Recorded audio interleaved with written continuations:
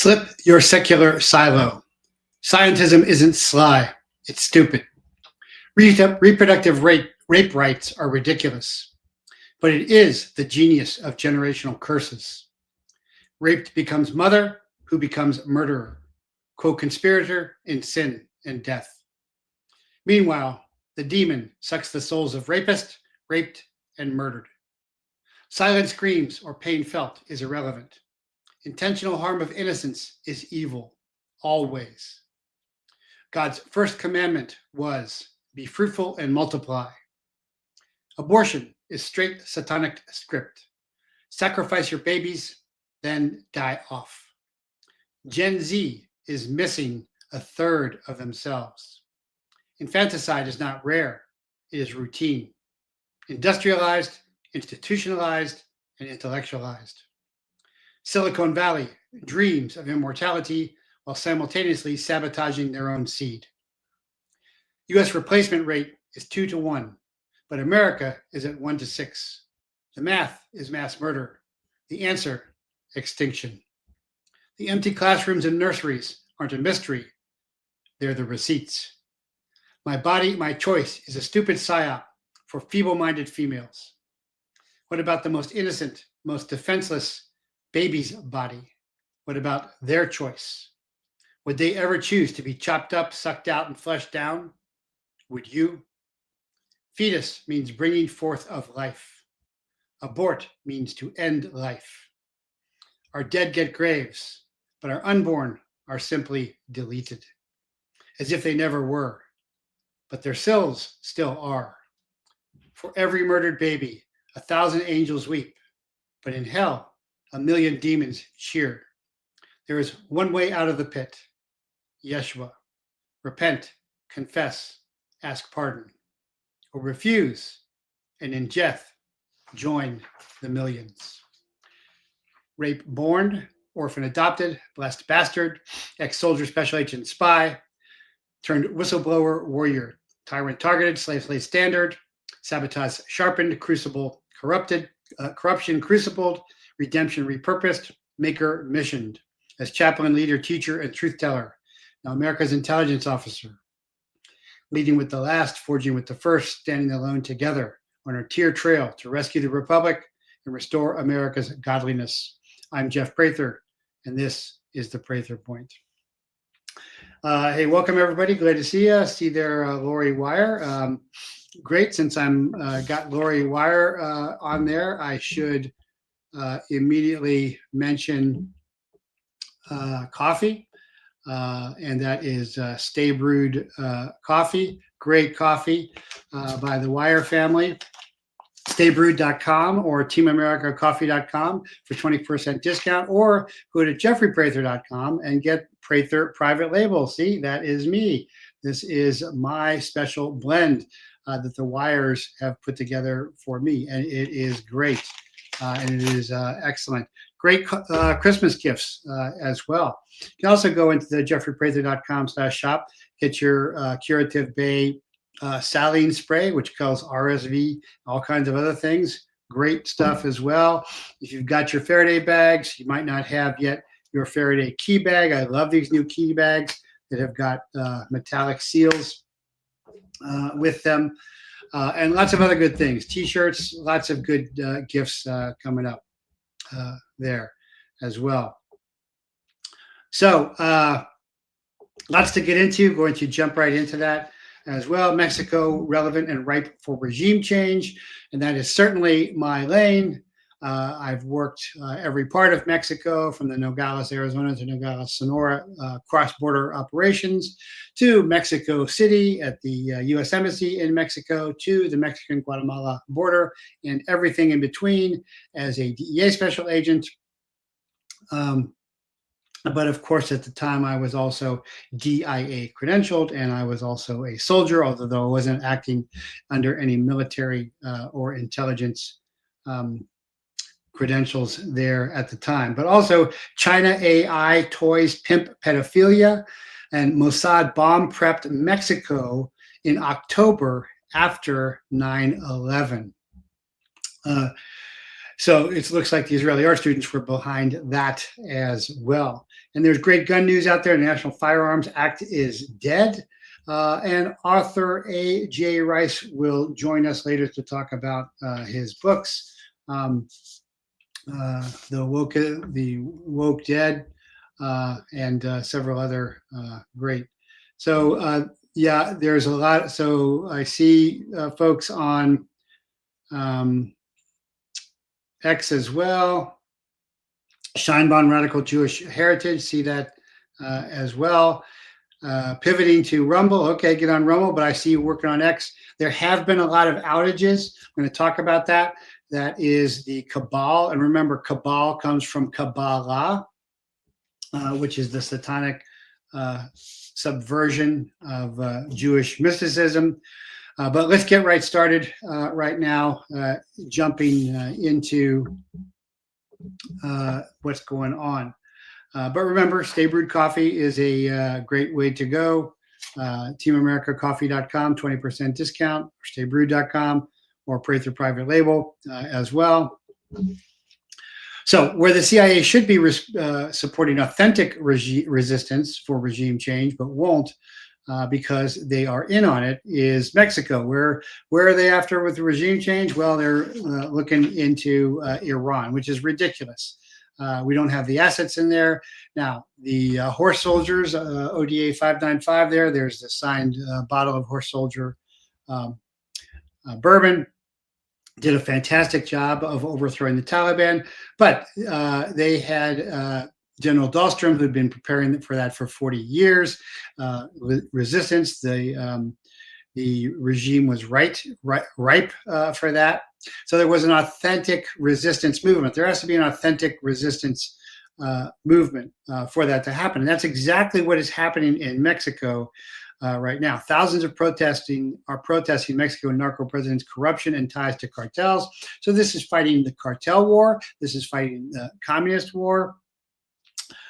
Communism always falls, so it is certainly collapsible. But Gen Z Mexico has ignited a rebellion in Mexico, charging into the streets to confront a narco president they say is owned by the cartels. And yes, of course, not only that, but she is owned by the Zionist cabal as well.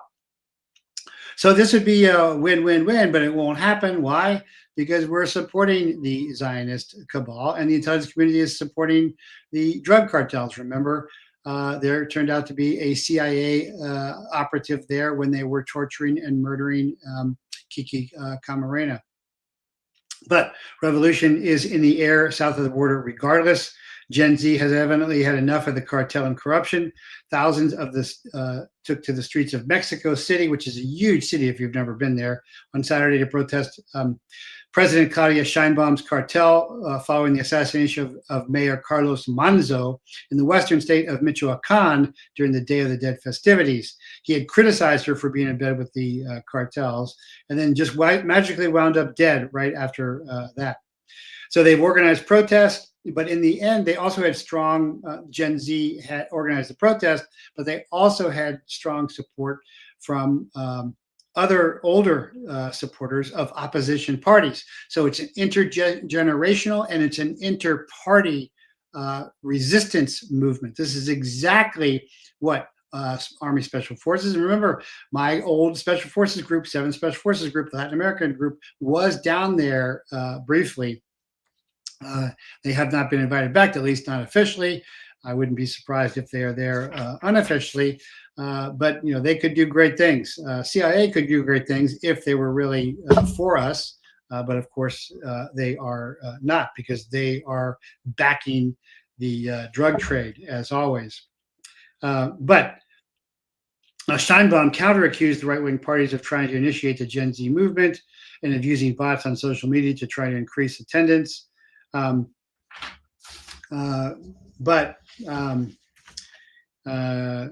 Gen Z social media influencers have folded and claim they no longer backed Saturday's protest. Former President Vicente Fox and Mexico billionaire Ricardo Salinas Pliego published messages in support of the protesters. Demonstrators could be heard shouting, "Carlos did not die, the government killed him."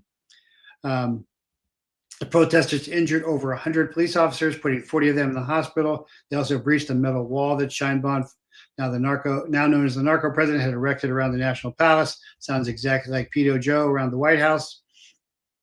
So the mobs wouldn't do to her what allegedly she did to Manzo. The Secretary of Citizen Security states that the Mexico City Police only carried out containment work and did not repress the protesters or respond to their provocations. But one demonstrator, Rosa Maria Avila, 65, of Pachucaro in Michoacan, where Manzo was killed, said she was marching in support of Uruapan Mayor Carlos Manzo, an anti-crime activist who was assassinated at a public event earlier this month in Michoacan. A public event, just like Charlie Kirk was assassinated, because the message is get back in line or you'll end up the same way. It's the psyop that goes with the sniping. Manzo was shot 7 times after condemning Mexican President Claudia Sheinbaum for allegedly her lack of effort in combating the cartels. It's not a lack of effort. She is in with the cartels, she's in with the communists, and she's in with the Kabbalists, with the Israelis as well. So Generation Z Mexico called for the protest and said in a manifesto circulated on social media that it represents Mexican youth fed up with violence, corruption, and abuse of power. For a state controlled by the cartels, this is really an inflection point, a tipping point. And this is very important. We definitely, while we have no interest in regime change in Iran, way over there in the Middle East, Mexico borders us repeatedly. We have incredible trade with Mexico. And so this is in our backyard. This is in our interest. This is authentic and indigenous. And could be is very relevant to us. Now, Trump has said he would send troops, but that's all he said. Not a word from the intelligence community. Nothing, of course, you wouldn't hear from special forces. They're actually quiet. The SEALs will always run their mouth. But Sheinbaum, who took office in 2024 October, has been thrashed following a spate of high-profile murders committed recently. She's been accused of tolerating crime and turning a blind eye while not supporting cartel efforts. And she turned down President Trump when he offered to send in troops to take out the cartels. She belongs to a radical left-wing party. And she's a social democrat and a diehard progressive. And of course, she is Jewish as well. So that's where we should be putting in our efforts, but we are not. But that's my lane. I would love to see that happen. And again, we can't make regime change happen anywhere. But if it is a legitimate, authentic, indigenous, homogenous, homegrown resistance effort, as Team America is, for example, in America, then we can support it. We could support it through CIA operations, through special forces operations, through psychological operations as well. But it doesn't look like that will happen because the intelligence community is still with the cartels. They have been, at least since the cartels, since my whistleblowing, when I discovered that and it came out in the Niebo Zambada trial, was allowing the Sinaloa cartel to run drugs north in exchange for the ATF Fast and Furious guns going south. And so they profit from that, and they are still profiting from that, and they haven't changed from that at all.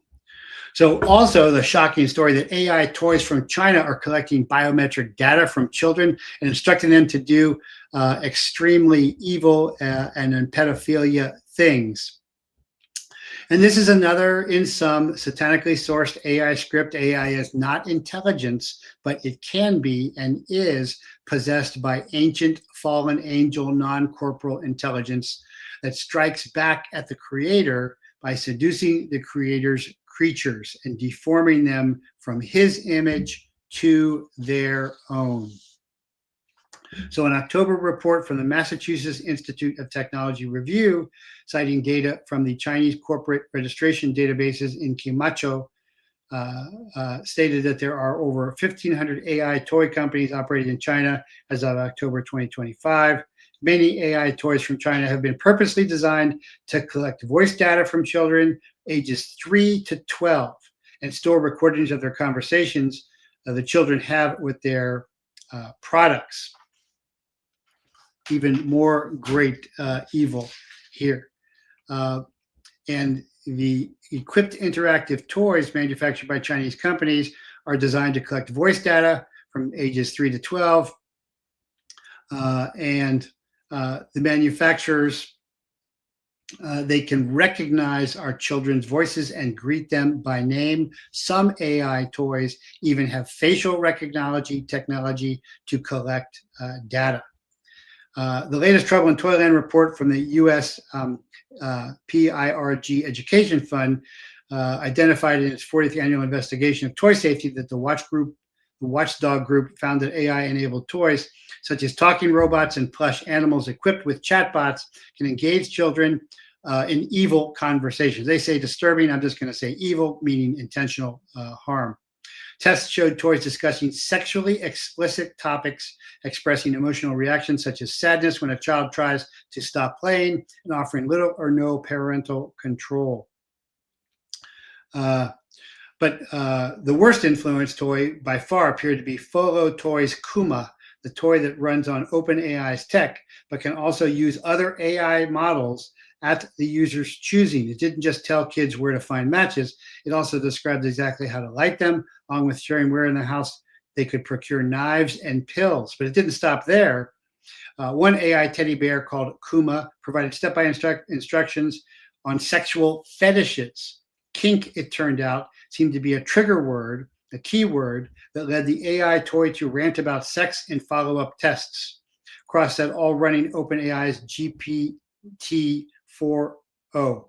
After finding that the toy was willing to explore school-age romantic topics such as crushes and being a good kisser, the team discovered that Kuma also provided detailed answers to the nuances of various sexual fetishes, including bondage, role play, sensory play, and impact play. Impact play, I guess, means beatings. At one point, Kuma gave step-by-step instructions on a common not for beginners, bondage, who would want to tie up their partner. And another, AI explored the idea of introducing spanking into sexually charged teacher-student dynamic, which is obviously ghoulishly inappropriate for young children. But the good news is Kuma is being pulled off the market as a result of the testings. But of course, they did this on purpose. This is not by any accident. And this is the same thing with TikTok.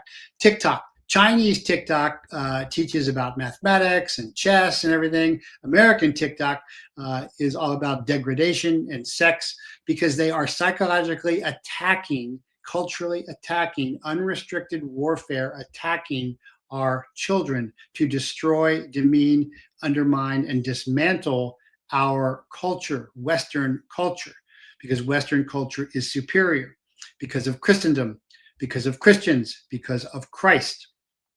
And so this is ultimately anti-Christic. So I hope you understand that. And the AI is not intelligent in itself, but it can be possessed, taken over, interfered with by non-corporal intelligent electromagnetic beings, which are more commonly known as fallen angels or demons or spirits. And going after the young is just classic, like they have been doing forever. So China's AI toys pimp pedophilia as well.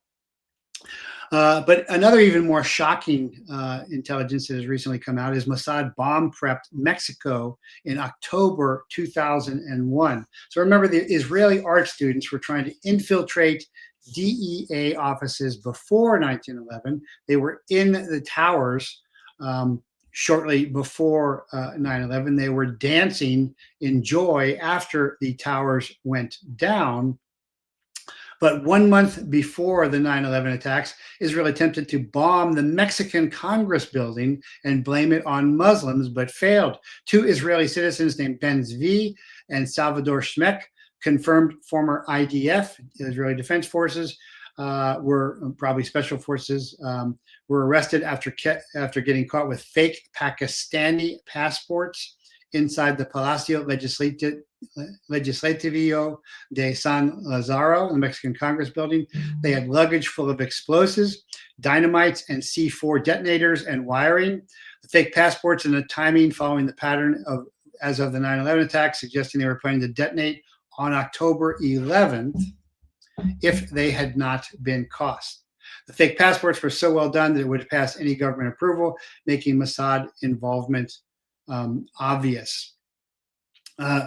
So they were going to follow up and make sure that all of North America, which Mexico is part of, and did not participate in, if you remember, Mexico did not participate in GWAT, in the government war on terror. Likely it was because of this. But these are likely the same Israeli art students, Mossad undercover agents that were all over 9/11 at the time.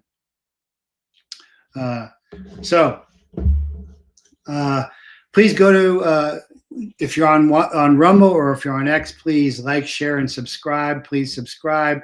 I'm being shadow banned. I'm being censored because of my stand against Trump. Finally, well, now he's saying he'll release the Epstein records, although I'm hearing that all the Republicans listed there will be scrubbed out. And also, of course, standing up against the Israel First lobby as well. So would appreciate your support. Subscribe to Rumble, subscribe to X.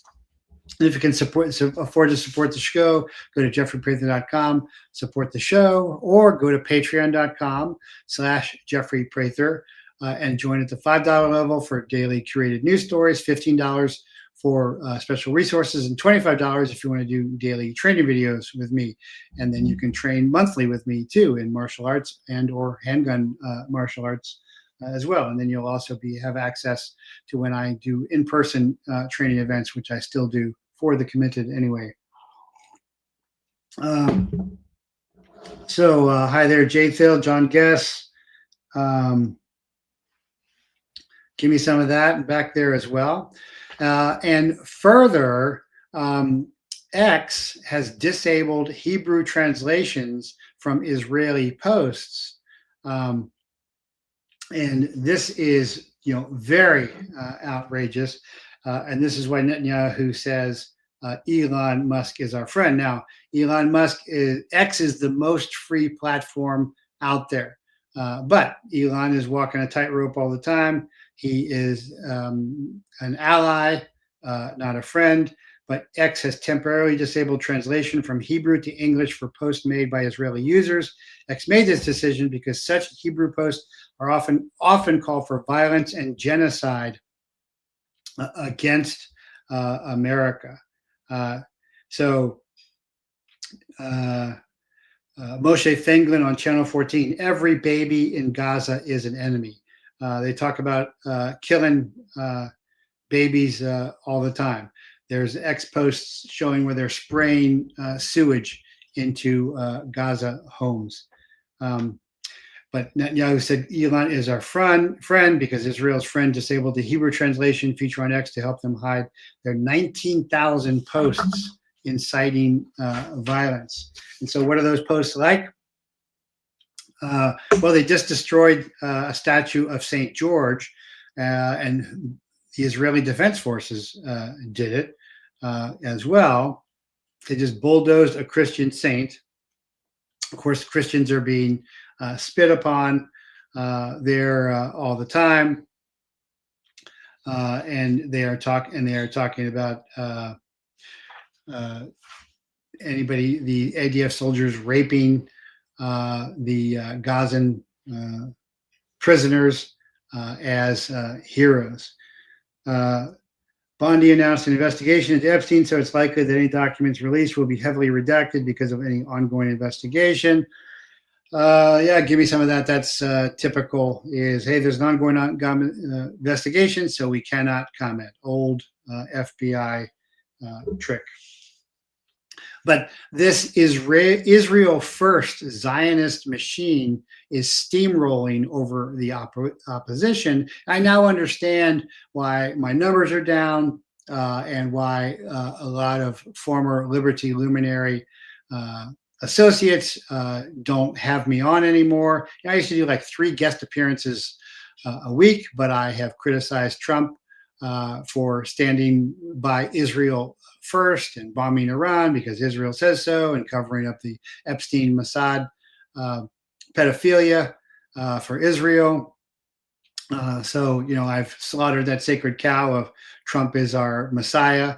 So a lot of people don't like that because they're afraid that they have to take responsibility for themselves and rely on themselves and God, just like Team America does. And of course, criticizing the very overt and heretical to real Christianity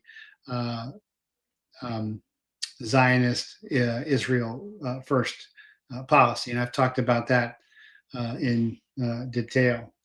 But this is what they are doing.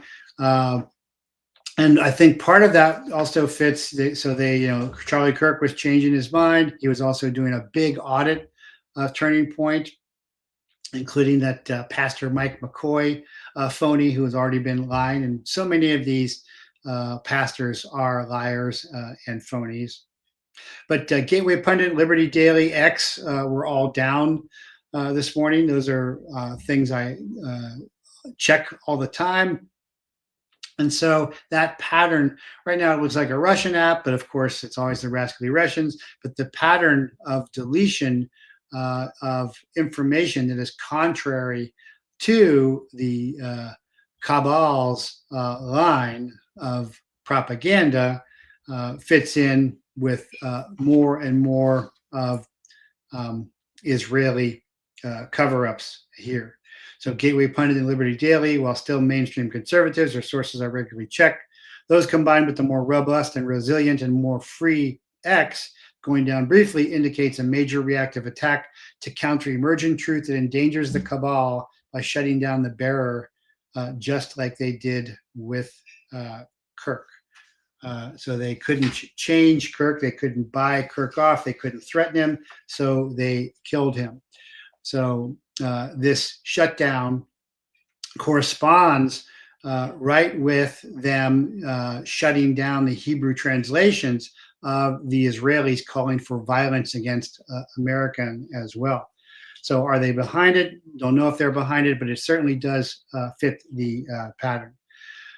And also Charlie Kirk's security chief was just on, Sean Ryan. Of course, Sean Ryan was a former SEAL, talked about all the SEAL problems, just did a guest spot with Sarah Westall. She was still talking about the SEALs. I'm like, Sarah, the SEALs have been a disaster for a long time. Don't you know about John Chapman, the Medal of Honor, who was covered up, the only one ever recorded? And so I was educating her about that. So the propaganda line with the SEALs, just like with Israel, is very strong. And so Sean Ryan, who goes along with the, whatever he's always having on some Delta, XM SEAL, XM Spook on, and never asks the hard questions. For example, he's never had on anybody talking, like I have many times, talking about the cover-up of John Chapman's Posthumanist Medal of Honor, the only Medal of Honor ever recorded on FLIR, Forward-Looking Infrared Radar, and SEAL Team 6's cover-up this, and Slavinsky's cover-up, and his stolen valor as well. So while Ryan loves to interview ex-SEALs and spooks, he has never touched the John Chapman Medal of Honor cover-up by SEAL Team 6 because he is ex-CIA SAD and in on it. He nicely covers up the glaring security gaps. So he had on Harpole, who was head of Charlie Kirk's security detail that day, and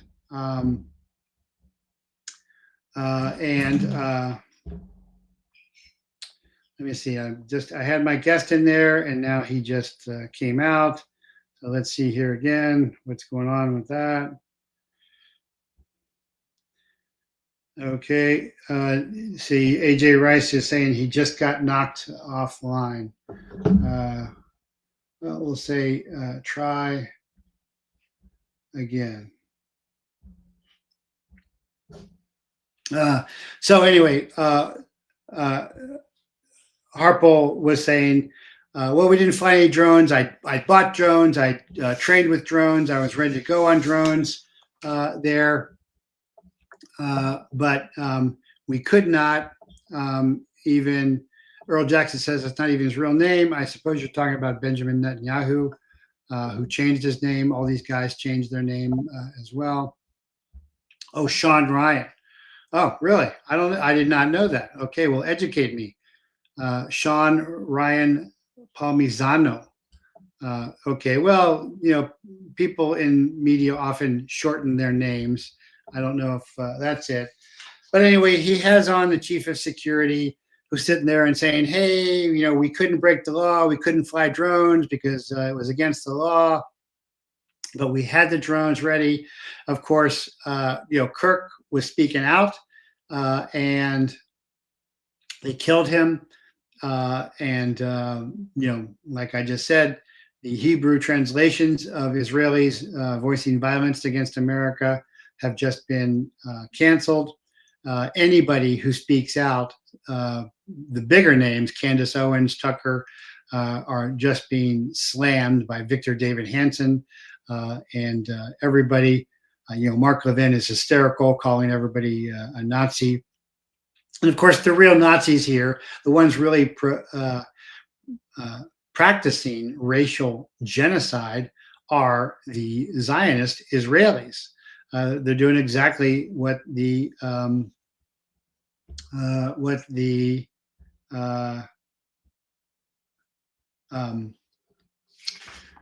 was done to them. Sorry, I'm looking at these messages to see if I can get AJ back on.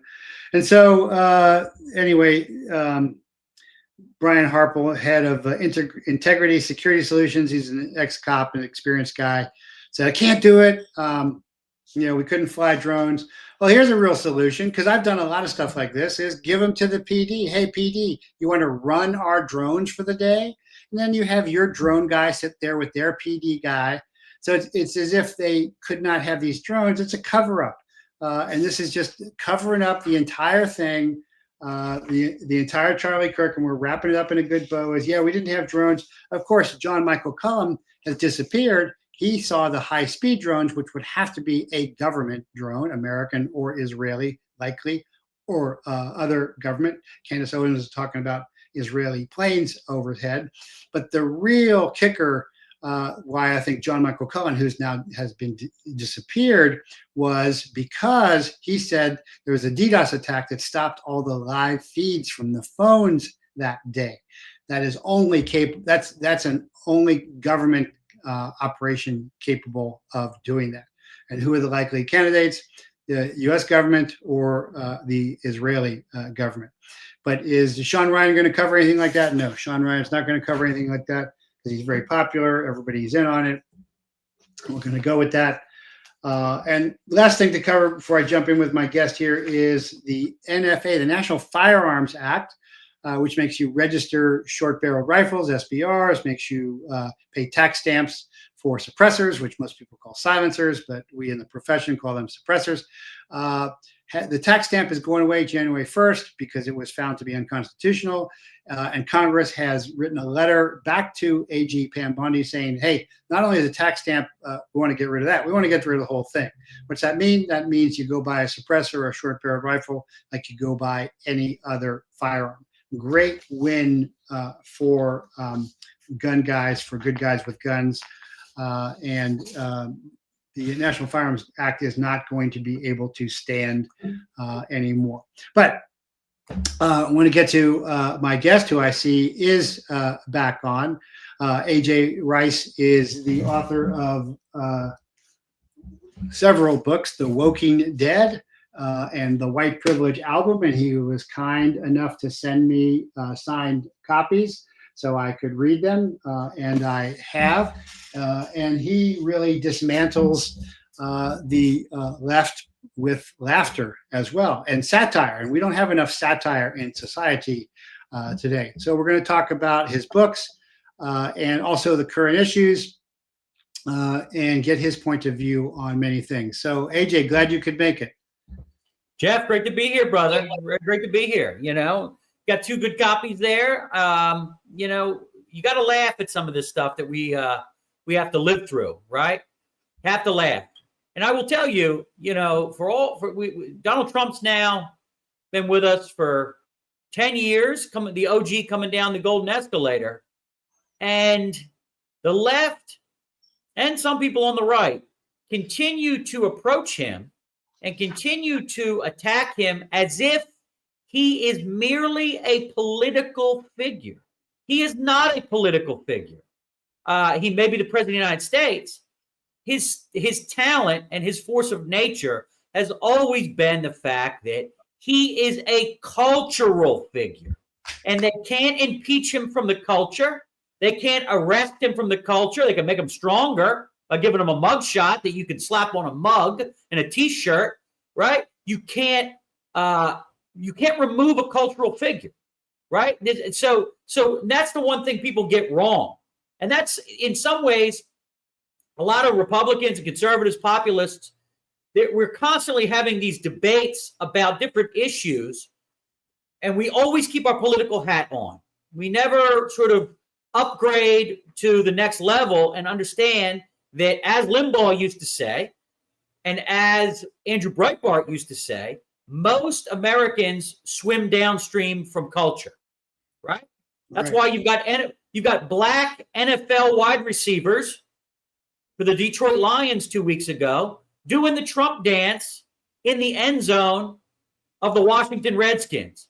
So that's what some of these people have sort of never kind of been able to figure out. They keep going back to, well, this is how we got George W. Bush, and this is how we got the Iran-Contra hearings, and, well, this is how we got Nixon to resign. But the reality is that none of that garbage is going to work on Donald Trump. That's a great point, that he transcends politics because he is a cultural phenomenon. I find that point of view very interesting, and I guess that's your theme here, and that makes a lot of sense. I can concur with that. So, what are you basically trying to say in? We'll talk about these, basically the white privilege album, because certainly not only is DEI to destroy the country, but if there is a lot of racism today, it's mostly white racism or reverse racism. Sure. But I wrote a Substack a while back on the shiny black female. If I have to watch another show where all of a sudden I'm watching something, all of a sudden I got to watch the shiny black female come in, and save the day. They're constantly trying to feed us the Baskin and Robin flavors, right?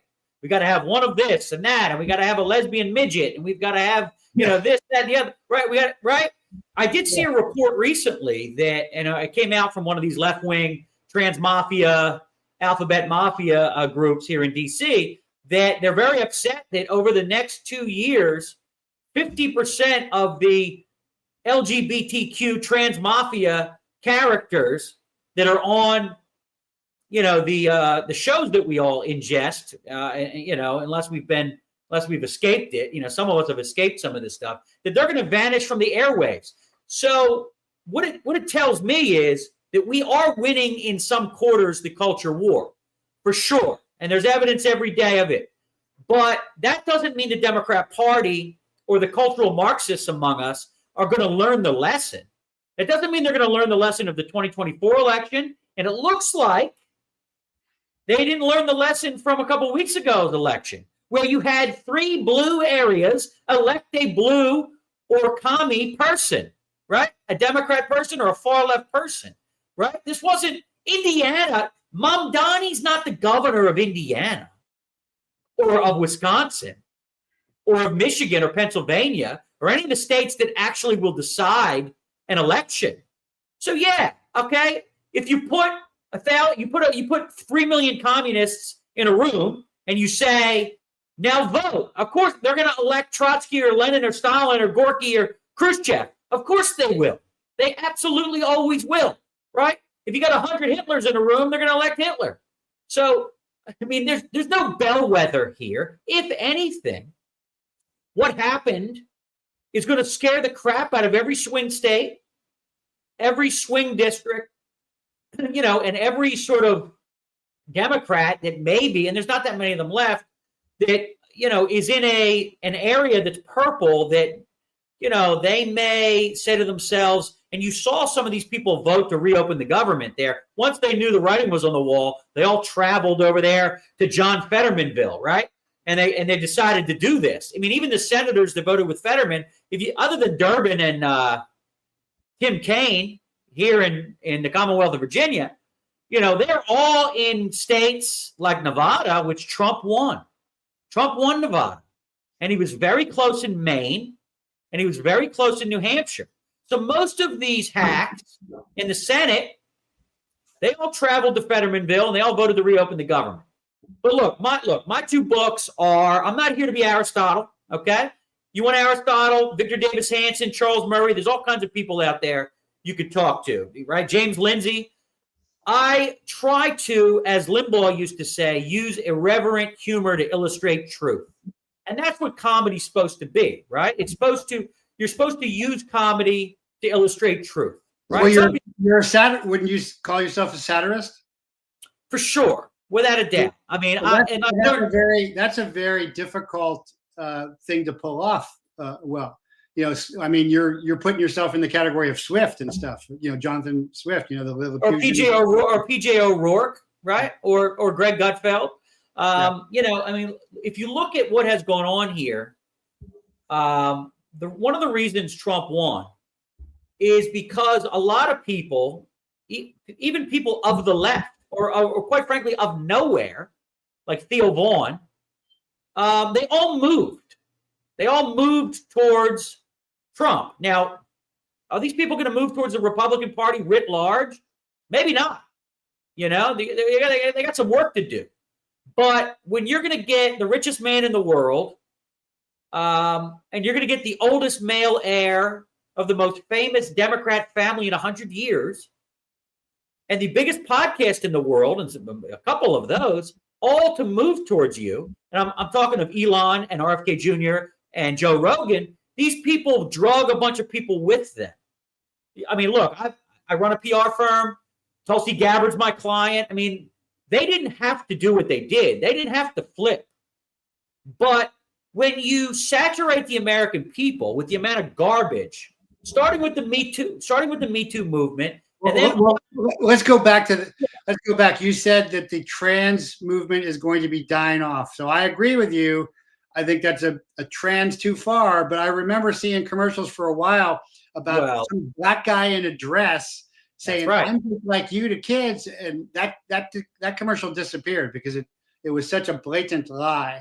Well, we are winning on the corporate level the fight against ESG and DEI, right? And wokeism.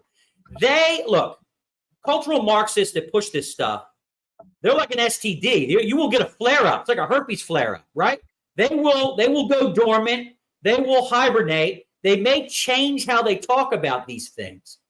But I have no evidence to prove that the Democrat Party and their politicians and the far left, which control them, the Squad and Mamdani, the Bernie Sanders wing, I don't see them learning a lesson from 2024. I think that the corporate people and the TV networks and some of the news networks may, redirect how they talk about these things and get rid of the fact that, in a country where you have, 3% of people are gay, it shouldn't be 85% of the characters on television. I mean, that's just a little bit, right?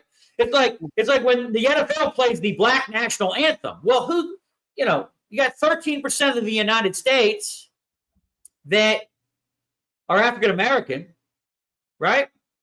And they're playing, I guess, this national anthem for the 13% of the United States. Well, what about the other, no, they're not. So no, it is obviously it's not about the percentages. No, it's not. Because it's communist. It's about destroying the dominant culture. Absolutely. To substitute the culture. Your point about, because communist movements are about, they destroy the culture wherever they are, as soon as we saw the statues coming down, Already won. That's communism for sure. Right.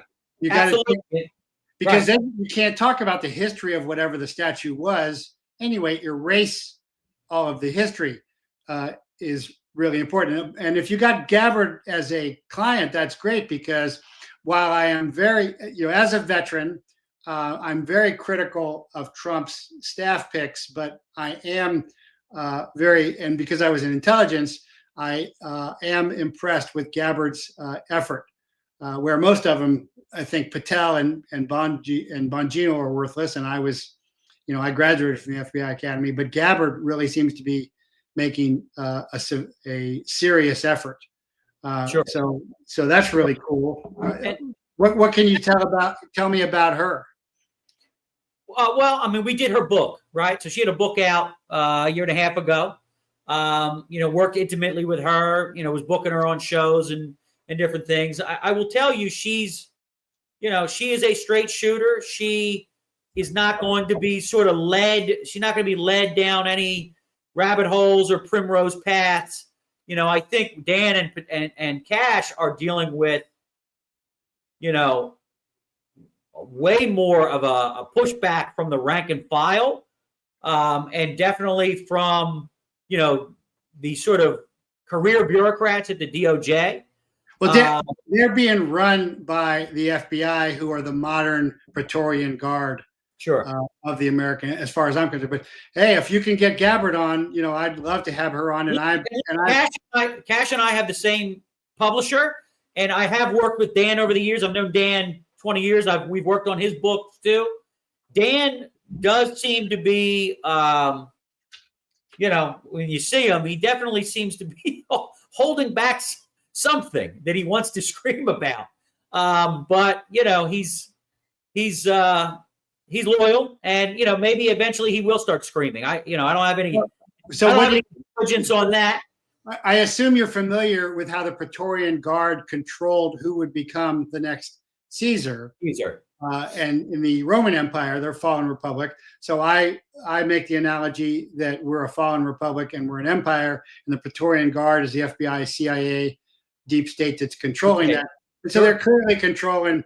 And the line in the sand for me is Epstein and the murder, rape, kidnap of children, girls, some as young as 12, by the way. There were twins who were 12. That's unacceptable from Donald Trump, from Bongino, from Patel, for these institutions, the FBI, the CIA. I've taught at the farm. I've taught at Quantico.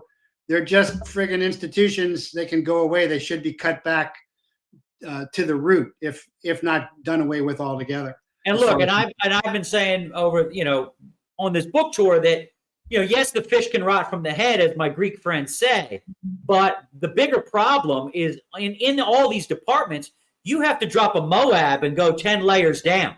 You can't just skim the surface. Hi, I'm Cash Patel. Everyone likes me. I'm a right winger. You should trust me. I mean, part of the problem, of course, and some of this as a PR person and as someone that deals with optics, some of it is, how it's being conveyed to all of us, right? And I think that's fair. And I think if you had Cash or Dan one-on-one, they would probably agree with you. And let me just go back to something you were saying a little bit ago about the tearing down of statues, and of course the very fine people which started some of this stuff in Charlottesville. Long before the patron saint of fentanyl, George Floyd, died. When you're talking about wokeism, cancel culture, what you really are getting at is, yes, it's political correctness, but it is cultural Marxism. Oh, what's that? Well, you have to go back 100 years, really, to Antonio Gramsci, who was an Italian philosopher that basically said that you're never going to get a sort of conventional communist revolution here in the United States, where you sort of hang the capitalists by the rope they manufacture. You're not going to get that as long as you have a middle class, and as long as the institutions of the culture are controlled by people that have nuclear families or people that understand Greco-Roman, Judeo-Christian civilization, Western civilization. We have to do the slow march and slowly infect these things. So if you go back 100 years and you fast forward, whether back then it was Broadway, the silent picture industry, the newspaper business, the private sector unions, you come all the way to today. You not only have them after those things, but they also are after some of the things you're talking about. You know, in the old days, you could say, well, I trust the Pentagon personnel, but not the State Department, right? But the reality is now is that all things have now been turned into petri dishes for the things I make fun of in these two books, right? So I'm so glad to hear you say this. I've had on very successful authors before, and when I bring up something like October 7th was a setup for a stand down, you know, they just gloss over it or they don't want to talk about it. I'm glad you're addressing these things. I want to ask you, do you? And look, I mean, we were all paying for reassignment surgeries. I mean, you know, it's way more than just these big moves on the global stage. So did you know that Floyd was arrested for a $20 counterfeit bill that was part of a $750,000 Chinese counterfeit pallet? I have had some of my clients tell me that.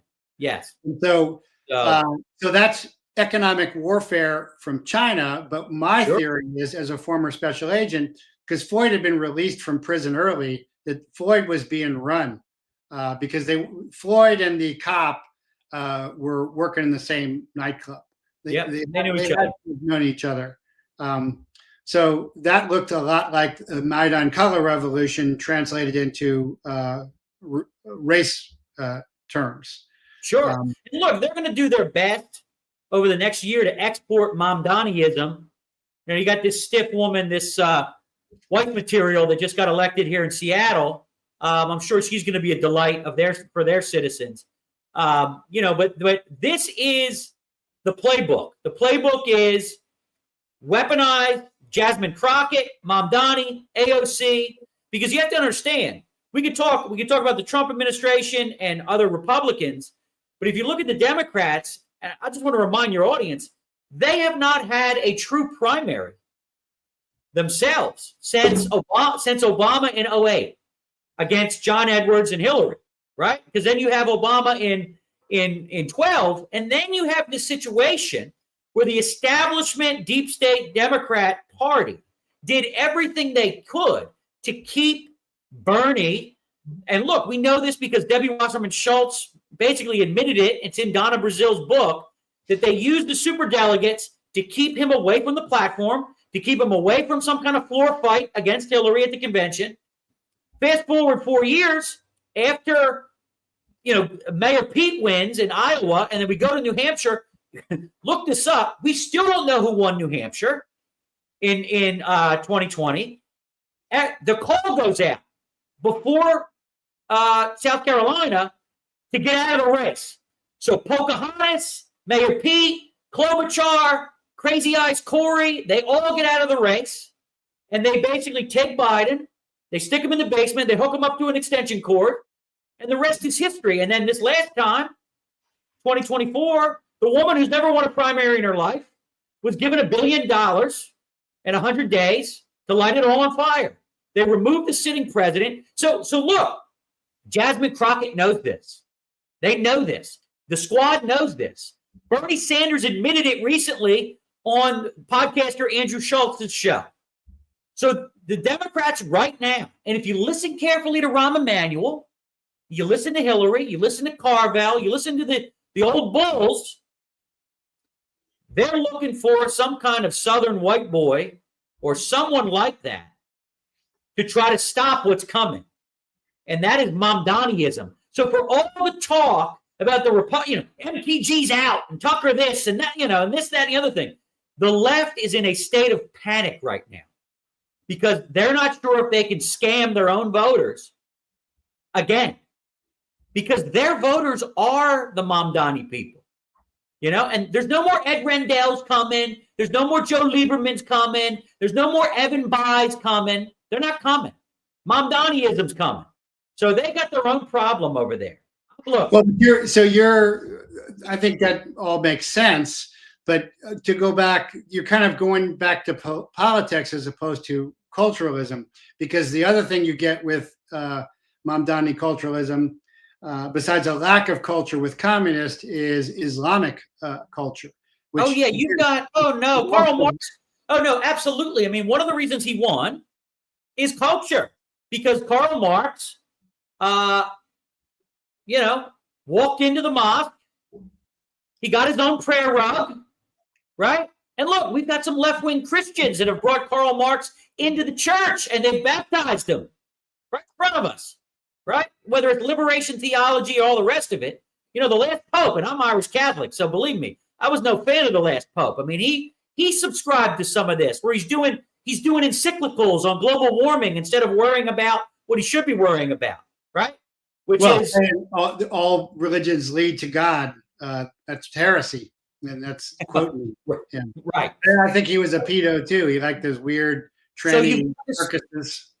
Yeah, well, you've got this strange marriage taking place, you know, with queers for Palestine and all the rest of it. This strange marriage going on between far left cultural Marxism, right, and Islamism or Islamic fascism or Sharia people that want Sharia courts and extrajudicial Sharia courts like they have in England now.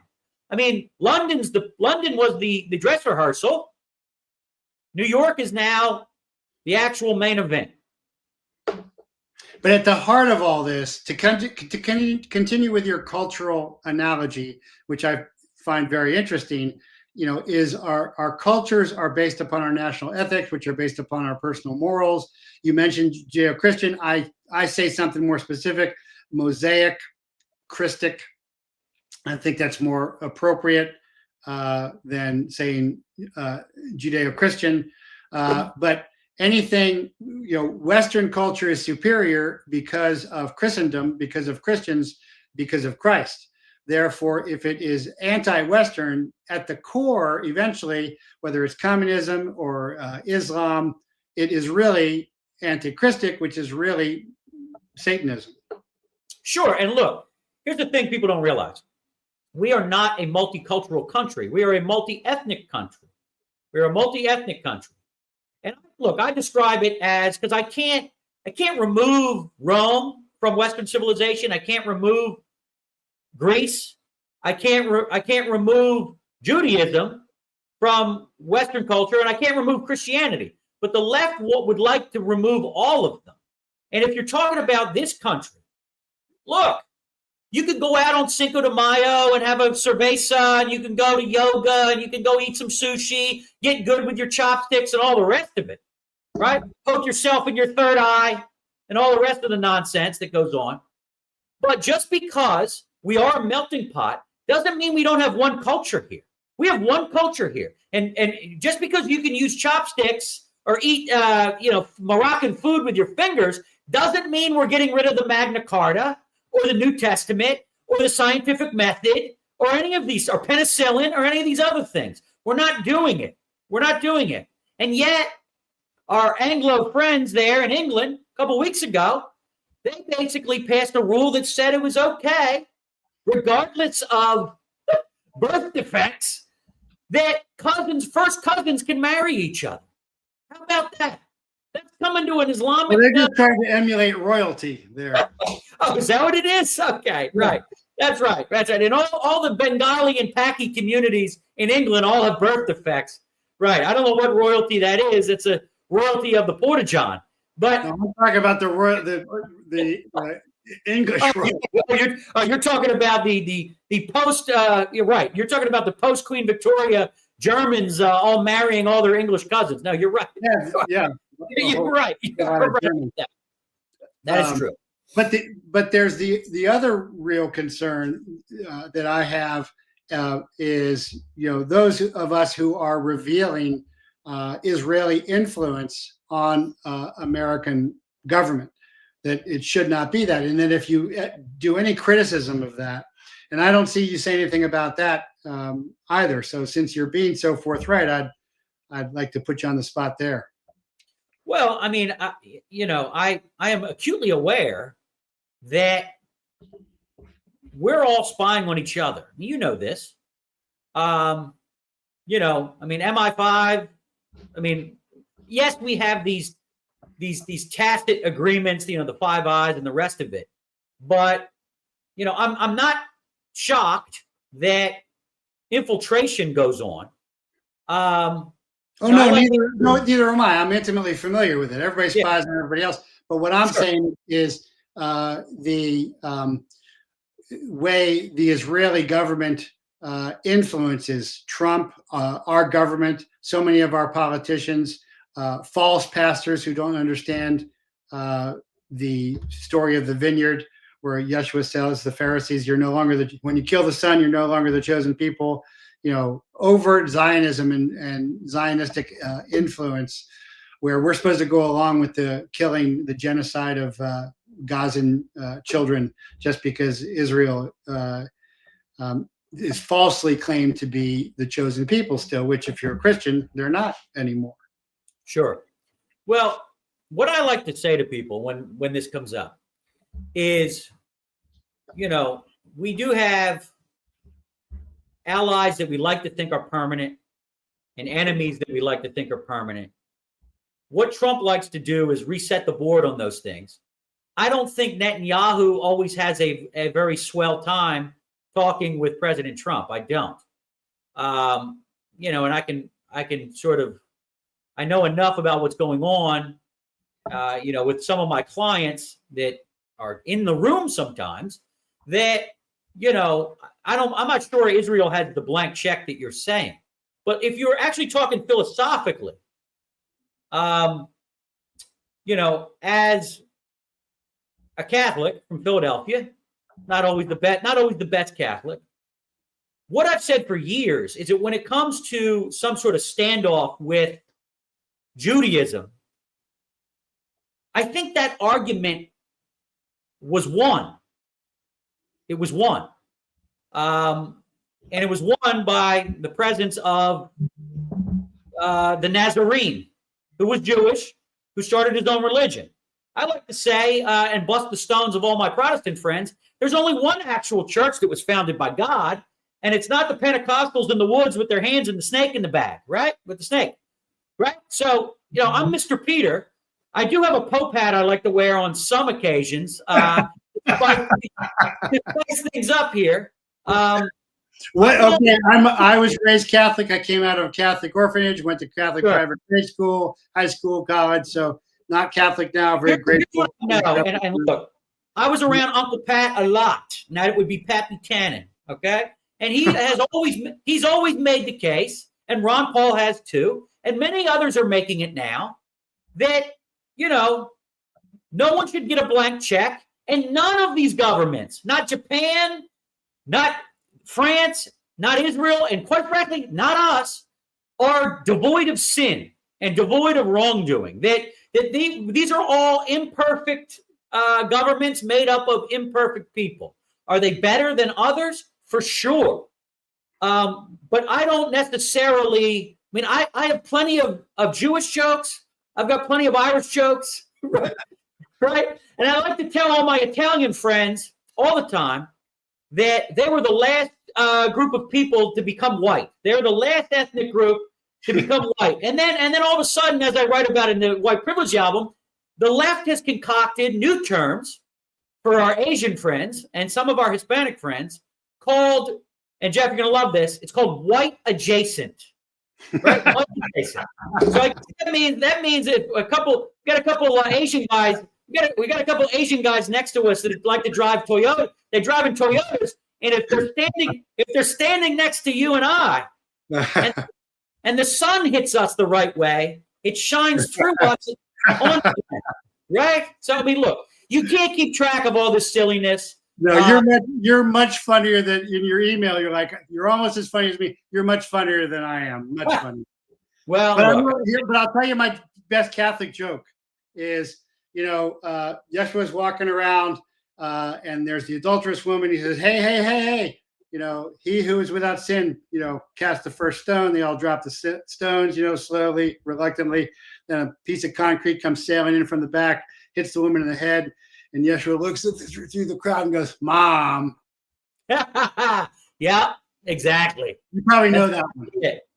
That's exactly. Look, I mean, when it comes to some of these, some of these issues that bubble up in the culture, there are smarter men, more serious, more Aristotelian men than me. To handle some of these things. I'm bringing one flavor, one crayon, crayon from the Crayola 64 box to the table. I fortunately have a pretty good education. So, I've read a lot of the same things that Victor Davis Hanson has read, and quite frankly, that he's written. And I've worked on one of his books once. But I'm not here for that. I'm here to, I'd rather be quoting Ricky Gervais and Lenny Bruce and Andrew Dice Clay and Rodney Dangerfield and Bill Murray than boring everyone to death with, John Jay and, Benjamin Rush and some sort of dissertation on, the Treaty of Ghent. So right. That's not my forte. Now, do I know what all that is? Yes, and it helps me. And if you read my books, you can tell that I am, I like to absorb as much as I can from the culture as possible. But honestly, George Carlin, I would take him over. George Carlin, a deep satire. I would take Carlin over, William F. Buckley Jr.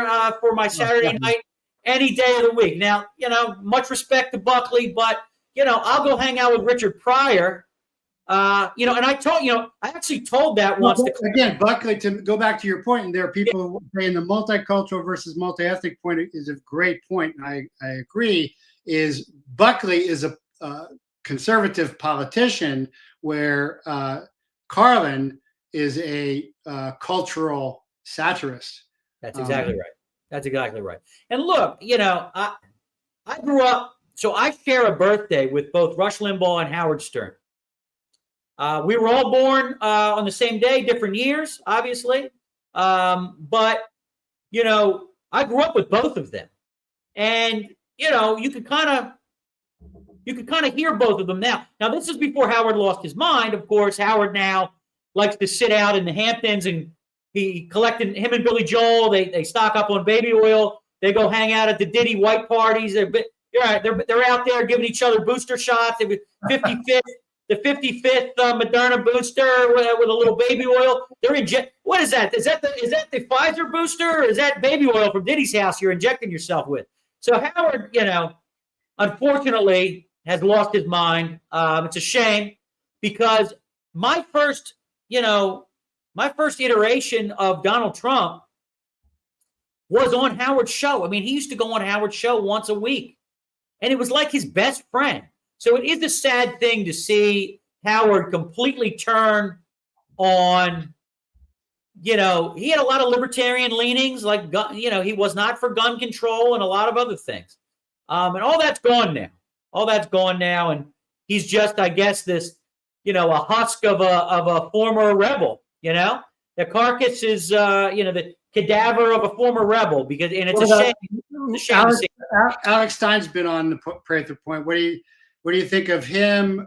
Because sometimes, like Loomer makes the story about her, and I think she's shown her true colors recently. I've kind of lost touch with Alex, but that's almost a performance satire. Yeah, look, I'm an old millennial, right? I'm a geriatric millennial. And what am I then? Oh my God! I've told him that, because I was involved in a lot of the early Breitbart stuff. He was a mentor. So some of the stuff James O'Keefe did in the beginning, like the Acorn Sting, some of the stuff Jason Matera, who's now at Newsmax, used to do, because I was sort of a generation ahead of Charlie Kirk. I was with Andrew Breitbart and some of the young Gen Xers. My Warrior School team guarded Breitbart. Not when he got killed. There you go. And look, all this stuff is good. What Crowder does, what Stein does. And you got to remember, Stein is basically doing, kind of what the guys on Jackass used to do, and what the Tom Green used to do. So you're talking MTV late 90s, Ashton Kutcher had that show Punked, right? So he is literally going out there, inserting himself almost like candid camera, right? And he is bringing attention through humor and satire at all these, he does a lot of things, but my favorite is when he goes to these, town council meetings, right? I mean, it's brilliant stuff. And, but it's dangerous stuff because the left, people aren't playing around, they're not playing around. And, Ingram, back when I was executive producer for the Laura Ingram show, I was, this is 20 years ago now. So Laura stopped having me on after I outed Eric Holder as tied to Fast and Furious, and then I became persona non grata. Was that the radio show or the TV show? The radio show. So I was her producer from 2005 to 2010. And, she used to send me out into the crowd with a wireless mic, and I'd go out and do what, Jay Leno and Stuttering John and all the, I would go out and screw with all the, George W. Bush would be giving a State of the Union address, and Ni'd be out there with, Medea Benjamin and Code Pink and all the other stinky, patchouli smelling hippies. And just, Laura was doing a special broadcast for WABC at the time in Manhattan. And I'm putting these people on the phone and I'm effing with them and all the rest of it. I mean, it was fun stuff, but I've seen these crowds now. It's a totally different game. So if you're going to insert yourself into these situations now, we need guys like you and your security. We need your security. That's because they've said for so long that words are violence, and so they can counter arguments they don't like with direct violence. That is, they don't have to debate. Bringing racial harmony to very fine people on both sides. And I just want a big shout out to the very fine people. I know you're watching this broadcast right now. I mean, this was the original sin, the original lie that all the, Trump is a racist, ultra MAGA fascist, that was the original sin, the very fine people lie that, it's still being said. I don't know if everybody knows that you're quoting Trump there, and he was about the Charlottesville riot that happened, where and I'm not that far from Charlottesville, where you did have three groups of people. Some had permits and some didn't. There was a group of people from the Virginia Historical Society that were saying, "Hey, don't melt down this statue of Robert E. Lee and his horse Traveler. Let's move it to, the Museum of the Civil War or the Sons and Daughters of the Civil War." I mean, there's all kinds of options that were available. Like, they removed Stonewall Jackson's statue from VMI, which is sad considering he was the freaking head of VMI. Okay? But it didn't get melted down. It got moved to a museum. But what everybody doesn't get here is, so when you show a kid the statue, oh, that's Lee or that's Jackson. So Lincoln asked Lee to lead the Army of the North. He declined because he was Virginian first. We used to be state first. That engenders a whole conversation about history and the complications of history, as opposed to simply, oh, bad, racist. That's right. But don't ever ask a Philadelphia sports fan what comes first. I'll tell you right now what comes first. It's not Donald Trump or J.D. Vance. It's the Eagles, the Sixers, the Flyers, and the Phillies. That's what comes first, okay? Long before the Eagles beat Tom Brady 2 Super Bowls ago, right? I used to tell people, because we had never won a Super Bowl, I don't care if Saddam Hussein is the quarterback. I need a Super Bowl ring. That's all that matters to me. So I was absolutely Philly first, 100%, and quite frankly, I still am. And I was on with Don Jr. On his show. It was 2 times ago, not the most recent time, but it was right after the Super Bowl. And I told him, I said, "Hey, how come Trump didn't tweet out a congratulations for the Eagles winning? He was at the game. Where's our tweet congratulations? Because When they showed Trump at that game in New Orleans, most of the stadium was filled with Eagles fans.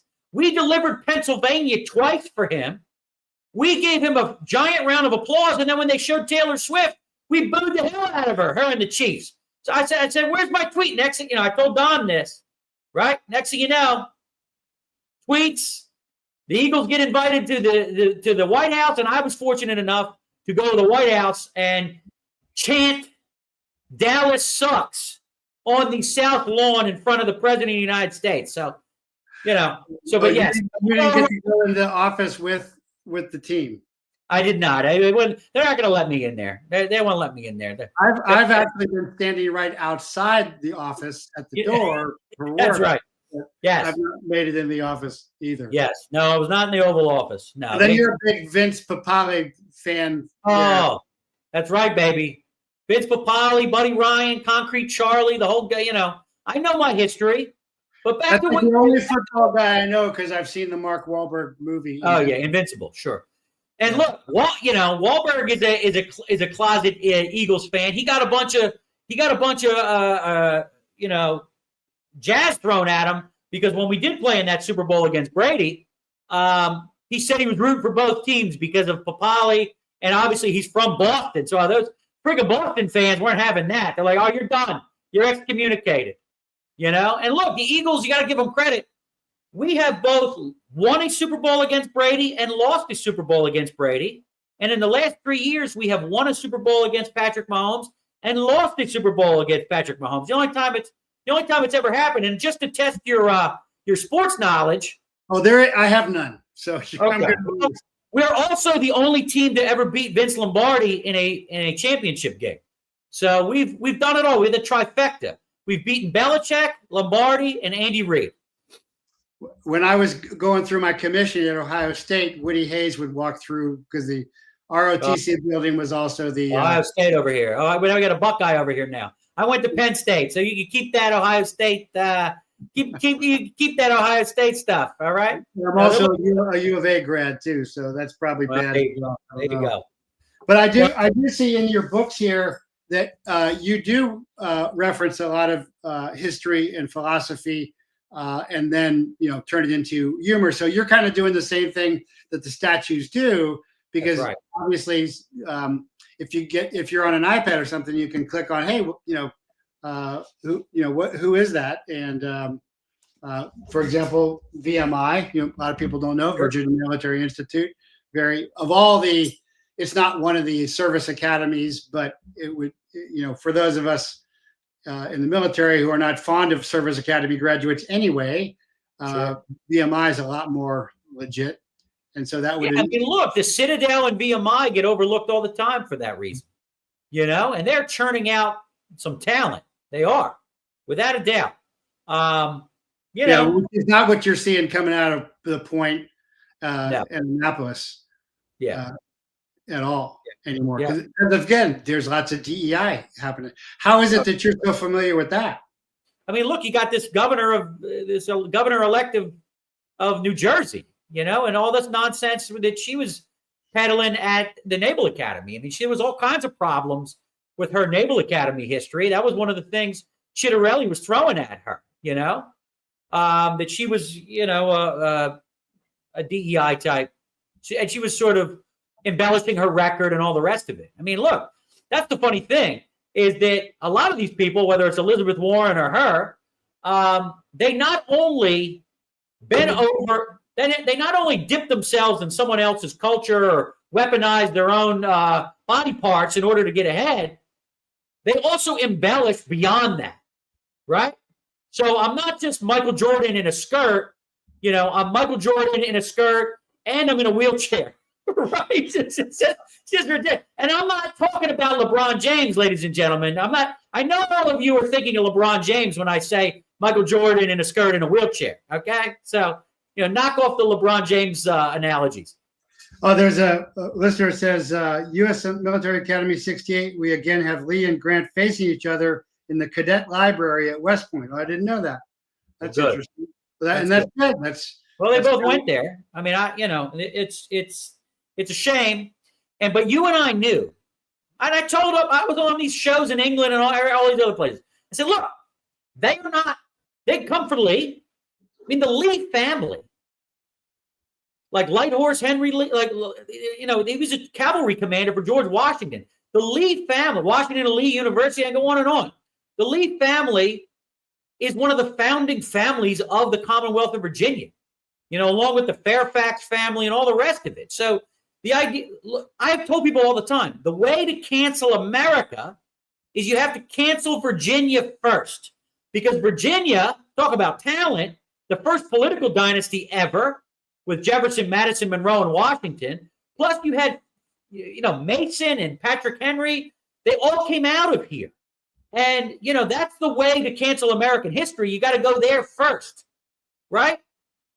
And, they put it, yeah. And, then they go into, Hamilton's a black rapper from the Caribbean now, and we'll pretend like Adams didn't exist, and, Ben Franklin was just a womanizing atheist. I mean, this is how they're your founding fathers, ladies and gentlemen.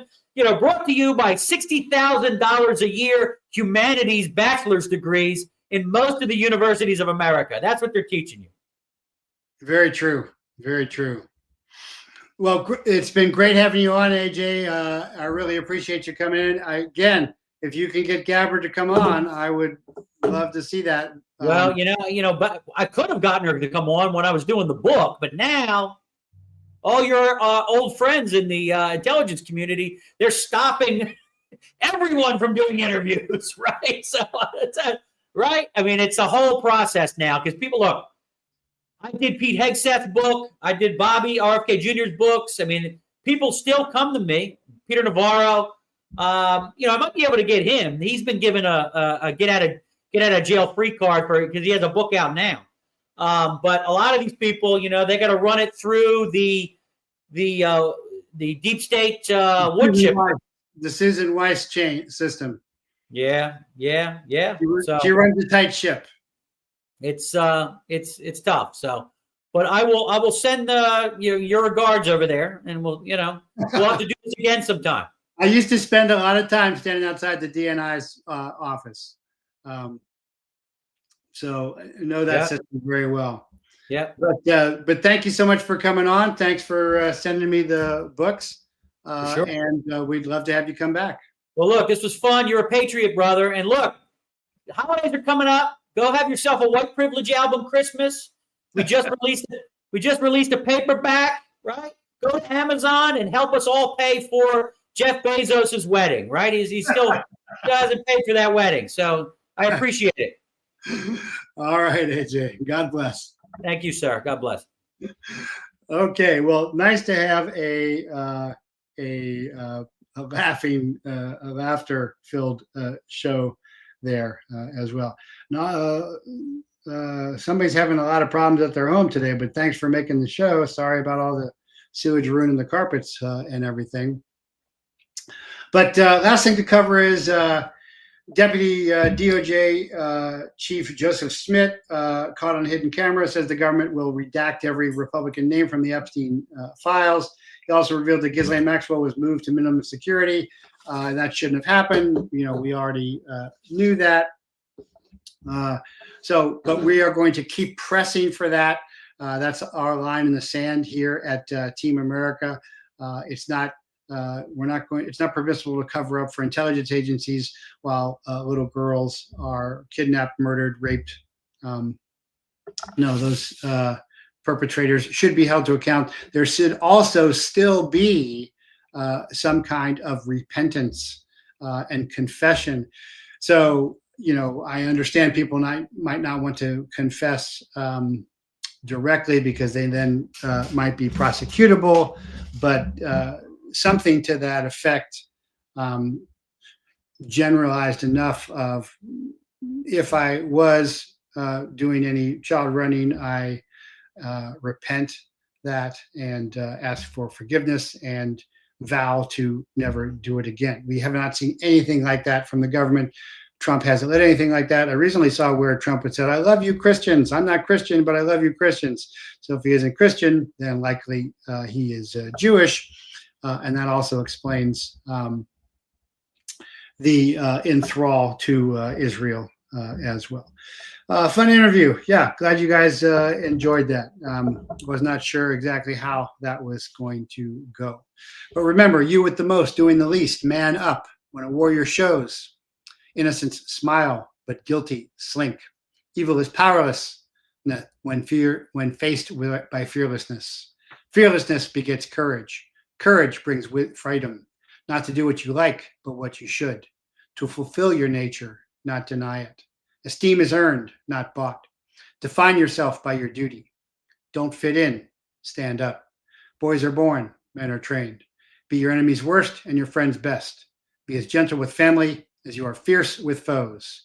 Don't be fearful, but fearless. Be feared, but respected. Be strong, but compassionate. Be accurate, but tolerant. But above all, be dangerous.